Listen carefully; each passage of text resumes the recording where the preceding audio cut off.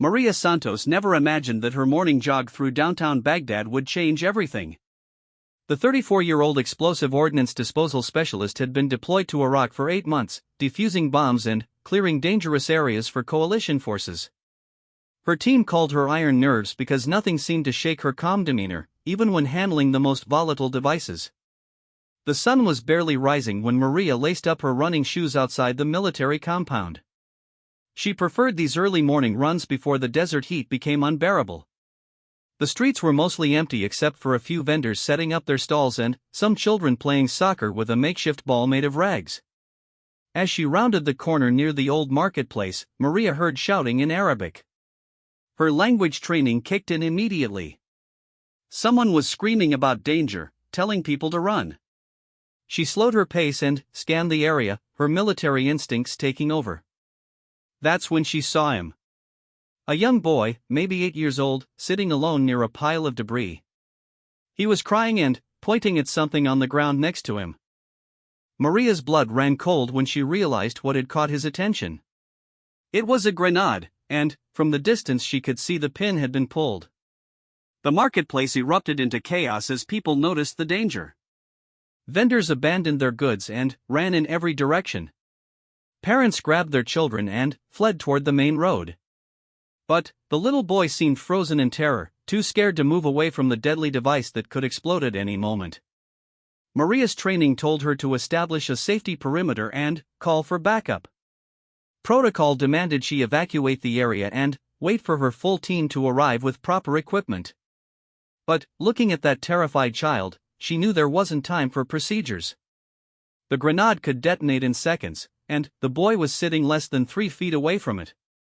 Without hesitation, Maria sprinted toward the marketplace. Her fellow soldiers later said they had never seen anyone move so fast. She vaulted over overturned fruit carts and dodged around abandoned bicycles, her eyes never leaving the child and the grenade beside him. "Stay calm, sweetheart," she called out in Arabic as she approached. "I'm here to help you." The boy looked up at her with tears streaming down his face. He was shaking so badly he could barely speak, but he managed to whisper that he had found the grenade while looking for scraps of metal to sell. When he picked it up, the pin had somehow come loose. Maria knelt down slowly, her movements deliberate and controlled. She could see the grenade clearly now. It was an old Soviet F1, the type that had been scattered throughout Iraq during various conflicts over the decades.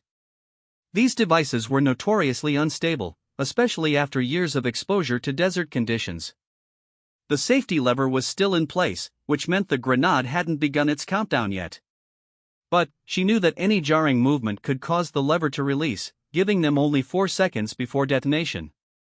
4 seconds to get a small child to safety when he was too frightened to move. "Listen to me very carefully," Maria said in the calmest voice she could manage. "I need you to stand up very slowly. Don't make any sudden movements.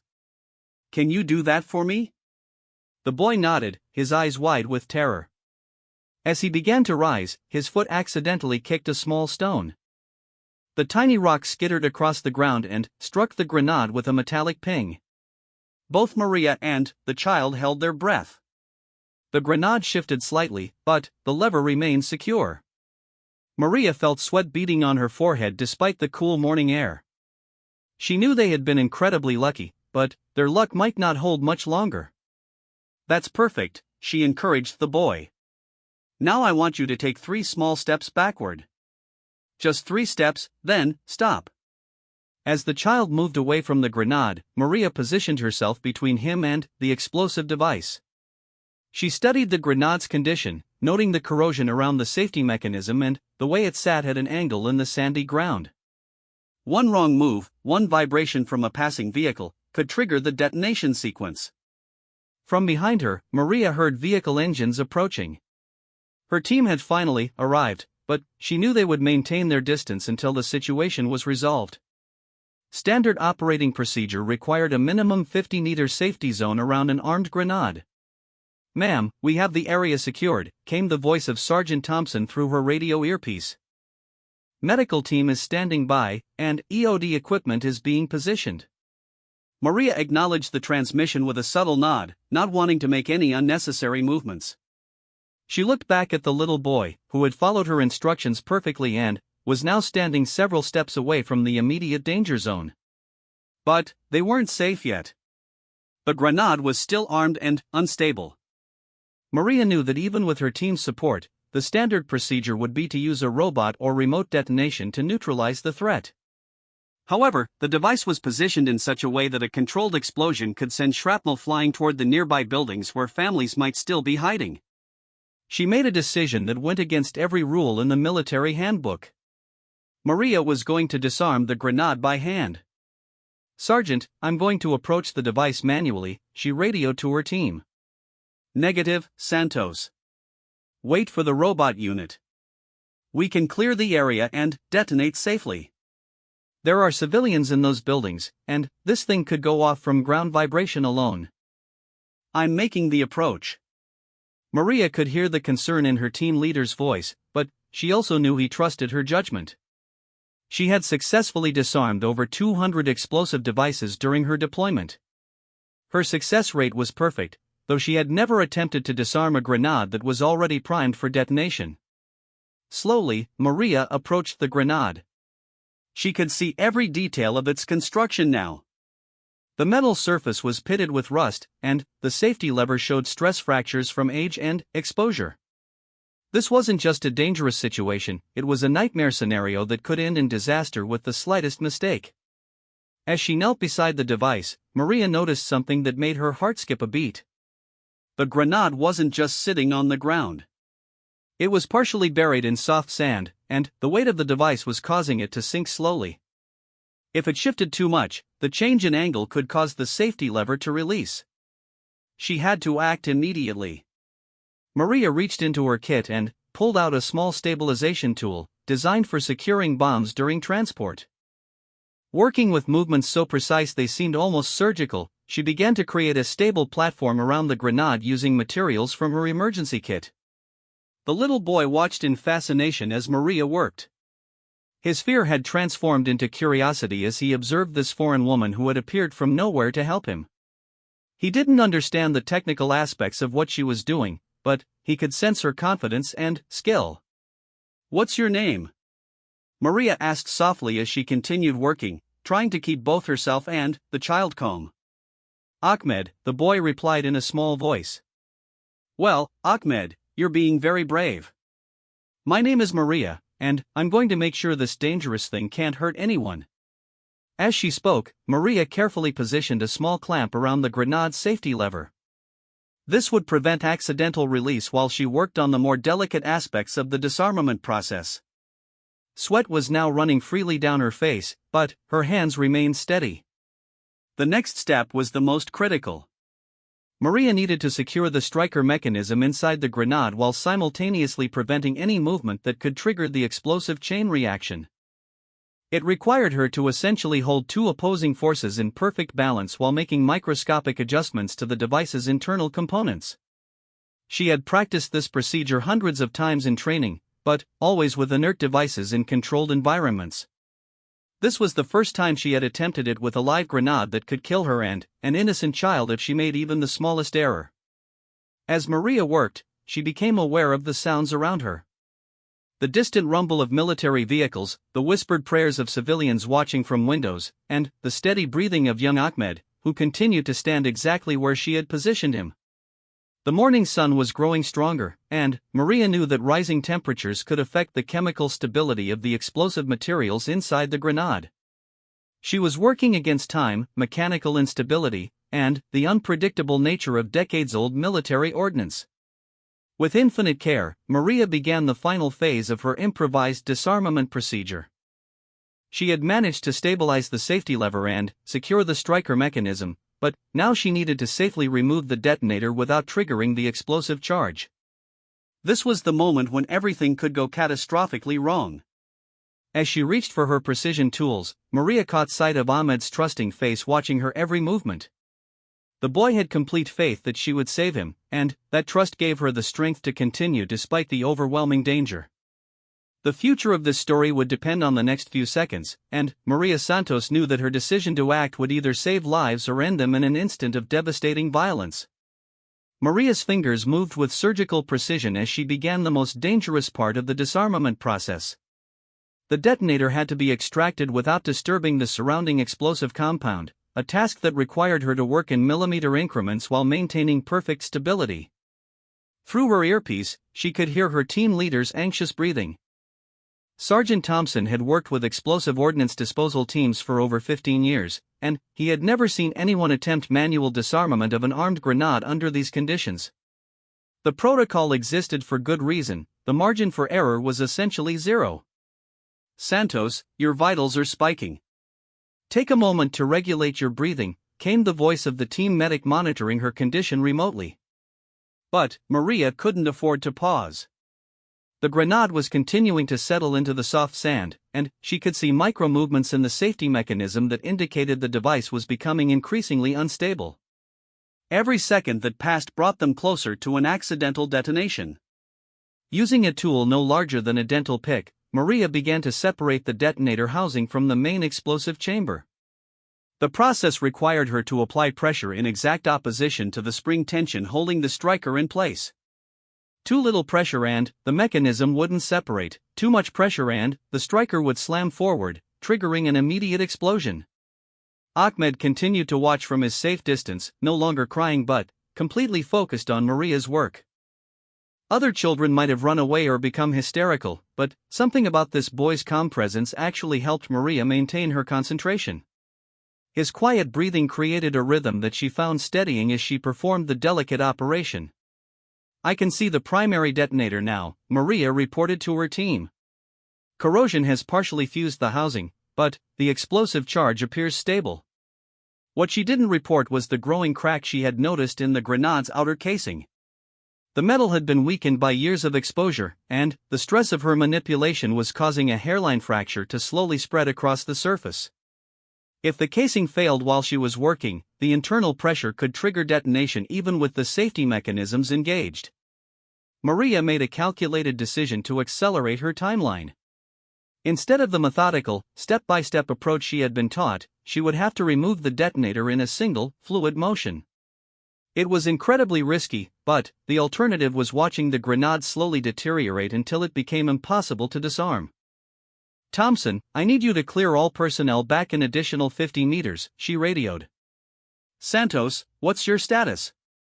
Are you aborting the manual approach?" "Negative. I'm accelerating the procedure. If this goes wrong, I don't want anyone else in the blast radius." There was a pause before Thompson responded. "Understood. All personnel are moving to extended safety positions." Maria looked back at Ahmed, who had overheard enough of the conversation to understand that something significant was about to happen. The boy's eyes were wide, but he showed no signs of panic. Instead, he nodded at Maria as if giving her permission to proceed. "Ahmed, I need you to walk toward those soldiers behind me. Walk slowly, but don't stop until you reach them." "Can you do that?" The boy hesitated for a moment. "Will you be okay?" The question caught Maria off guard. In all her training scenarios, she had never had to consider the emotional component of explosive ordnance disposal. No instructor had prepared her for the moment when a child she was trying to save would express concern for her safety. "I'm going to be fine," Maria replied, hoping her voice carried more confidence than she felt. "But I need to know you're completely safe before I finish this job." Ahmed nodded and began walking toward the military perimeter. Maria watched until he reached the safety line and was taken into protective custody by the medical team. Only then did she turn her full attention back to the grenade. The device was now resting at a more acute angle than when she had started. The settling process had accelerated, and Maria could see that the safety lever was under increasing stress.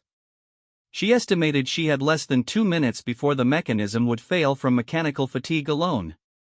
Working with speed that seemed impossible given the precision required, Maria positioned her tools for the final extraction. She would have to remove the detonator, secure the striker, and stabilize the remaining explosive compound in a sequence of movements that had to be executed flawlessly. As she began the final procedure, Maria became aware of an unusual sensation. Despite the life-or-death circumstances, she felt completely calm. Her training had taken over so completely that conscious thought seemed unnecessary. Her hands moved with automatic precision, guided by thousands of hours of practice and an intuitive understanding of explosive mechanisms. The detonator began to separate from the housing. Maria could feel the internal spring tension fighting against her manipulation, but she maintained steady pressure while simultaneously guiding the component away from the trigger mechanism. Sweat dripped from her forehead onto the sandy ground, but her grip remained rock steady. Suddenly, there was a metallic click that made Maria's heart stop. Something had shifted inside the grenade, and, for a terrifying moment, she thought she had triggered the detonation sequence. But, after a few seconds of silence, she realized what had happened. The corroded safety mechanism had actually locked into a more secure position, giving her additional stability to complete the disarmament.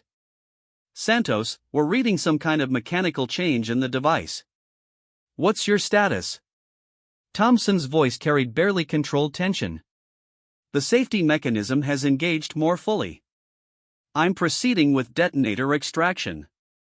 What followed was the longest 30 seconds of Maria's military career. With movements so precise they seemed choreographed, she completed the separation of the detonator from the main explosive charge.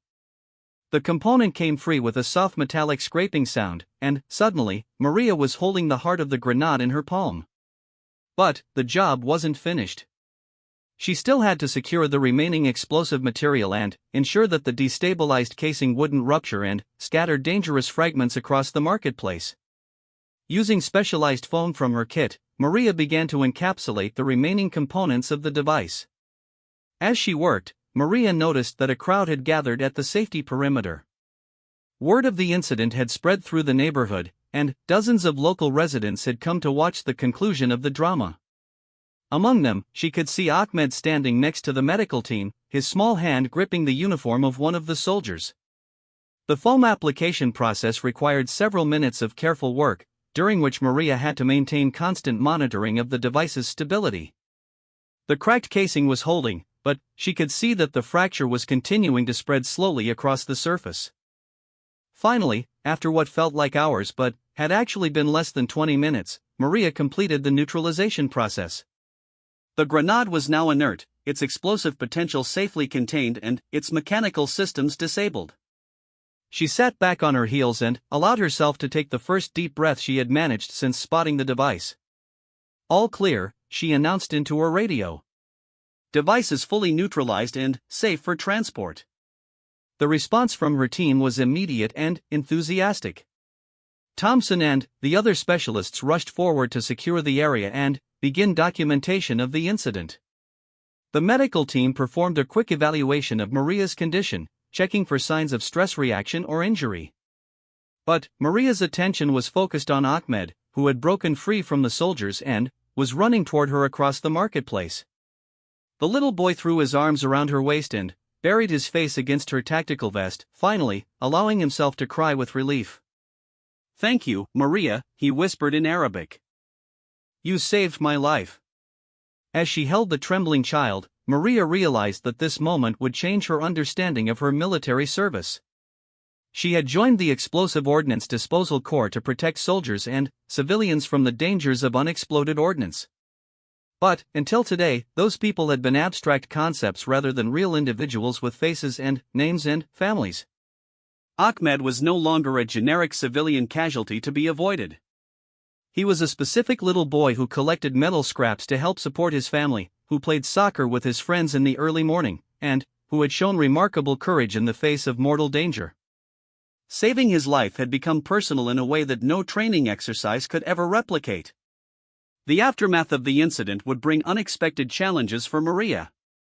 Military investigators would need to review her decision to deviate from established protocols. There would be questions about whether her actions had unnecessarily endangered other personnel and whether alternative approaches might have been safer. But, as she stood in the dusty marketplace with Ahmed's arms wrapped around her waist, Maria knew that she had made the only choice her conscience would allow. Sometimes the book had to be set aside in favor of human instinct and moral conviction. The story of what happened that morning would soon spread far beyond the military compound, reaching audiences who had never heard of explosive ordnance disposal but who understood the universal language of courage and compassion. It would become a story about the split-second decisions that define not just individual character, but the very essence of human heroism. As the military convoy prepared to transport the neutralized device back to the base for analysis, Maria took one last look at the marketplace where everything had changed. The vendors were already returning to set up their stalls, and children were resuming their morning games. Life in Baghdad continued with the resilient normalcy that had sustained the city through decades of conflict. But, for Maria Santos and Ahmed, this ordinary Tuesday morning had become something extraordinary, a moment when trained skill, personal courage, and simple human compassion had combined to prevent tragedy and save a life.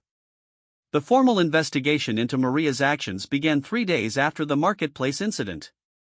Colonel Harrison, the commanding officer of the Explosive Ordnance Disposal Unit, had summoned her to his office for a comprehensive review of her decision-making process during the emergency. Maria sat across from the colonel's desk, still wearing the same confident expression that had carried her through the crisis. She knew that her career could be significantly impacted by the outcome of this review, but she felt no regret about her actions in the marketplace. Sergeant Santos, Colonel Harrison began, your conduct report indicates that you deliberately violated established safety protocols during the grenade incident. According to standard operating procedures, you should have maintained a safe distance and waited for robotic equipment to neutralize the device. Yes, sir, that's correct. Can you explain your reasoning for disregarding these protocols? Maria had spent considerable time preparing for this question, but her answer came from instinct rather than calculation. Sir, the device was mechanically unstable and positioned in immediate proximity to a civilian child. Standard protocols would have required at least 30 minutes to establish proper robotic operations, during which time the grenade could have detonated from environmental factors beyond our control. Colonel Harrison made notes as she spoke, his expression revealing nothing about his assessment of her explanation. The investigation team has concluded that your technical execution was flawless. The device was successfully neutralized without any collateral damage or personnel injury. However, the question remains whether your decision to proceed manually was justified given the available alternatives. What Colonel Harrison didn't mention was the intense debate that had taken place among senior military leadership regarding Maria's actions. Some officers argued that her decision represented dangerous freelancing that could encourage other personnel to ignore established safety measures. Others contended that her quick thinking and skilled execution had prevented what could have been a significant civilian casualty incident. Sir, I understand the importance of following established procedures, Maria continued. But my training has always emphasized that our primary mission is protecting innocent lives. In this situation, strict adherence to protocol would have increased rather than decreased the risk to civilian safety. The colonel leaned back in his chair, studying Maria's file. Her record was exemplary, with over 200 successful ordnance disposals and multiple commendations for technical excellence. She had never shown signs of reckless behavior or poor judgment in previous operations. Sergeant, I've received some interesting communications regarding this incident. Would you like to know what they contain? Maria nodded, unsure what direction the conversation was taking. The first communication was from Ahmed's family. They wanted to express their gratitude for your actions and to inform us that Ahmed has told everyone in his neighborhood about the American soldier who saved his life. The second communication was from the local district council, requesting that you be recognized for preventing what could have been a significant public safety disaster. Colonel Harrison pulled out a third document from Maria's file. The most interesting communication, however, came from the Pentagon. It seems that news of your actions has reached some very senior levels of military leadership. They're interested in your methodology and whether your approach could be incorporated into updated training protocols. This was not the direction Maria had expected the conversation to take. She had prepared for disciplinary action, not recognition from senior command. Sir, I hope my actions won't be seen as criticism of existing procedures. The protocols exist for good reasons, and I've seen them work effectively in numerous situations. Your point is well taken, Sergeant. However, the reality is that field conditions don't always match training scenarios. Your ability to adapt to an unusual circumstance while maintaining technical excellence suggests that our protocols might benefit from additional flexibility guidelines. Colonel Harrison stood and walked to the window overlooking the military compound. Sergeant Santos, effective immediately, you're being assigned to a special training development team.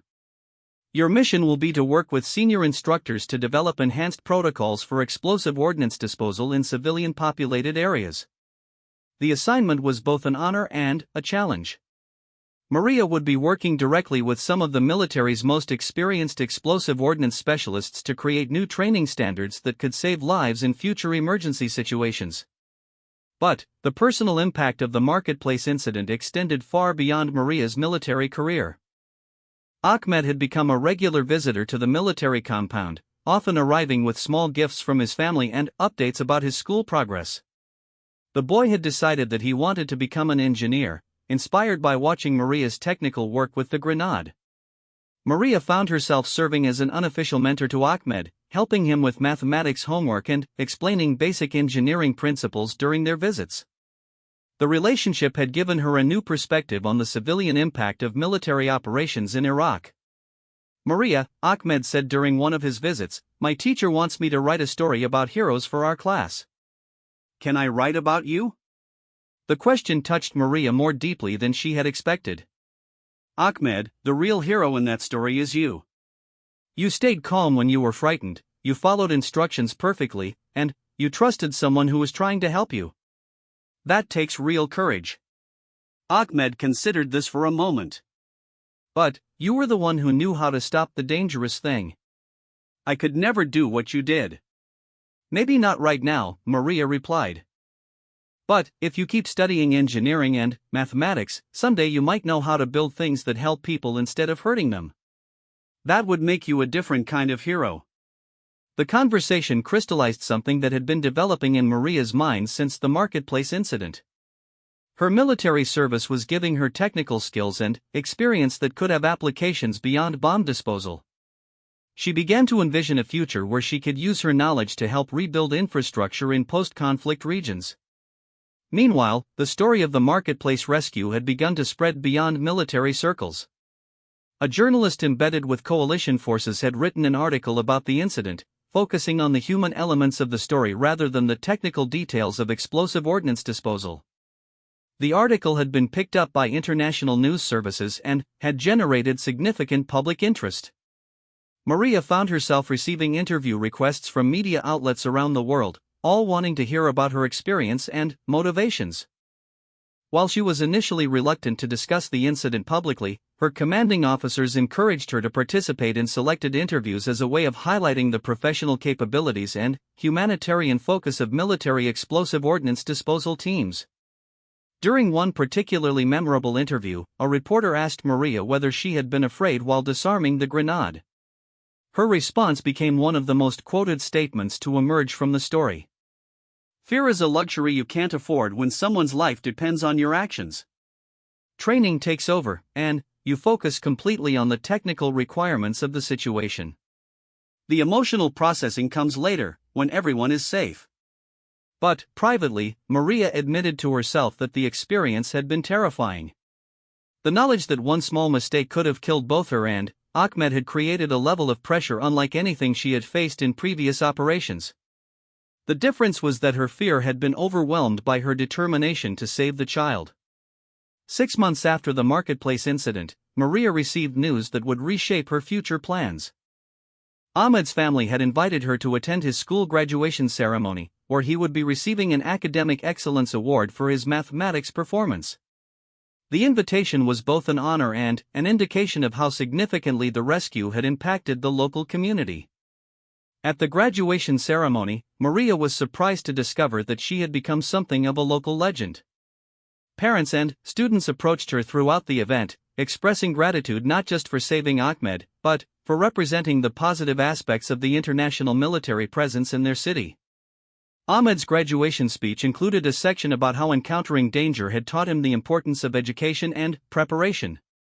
He spoke about wanting to learn enough about engineering and science to help make his community safer, inspired by watching someone use technical knowledge to solve a life-threatening problem.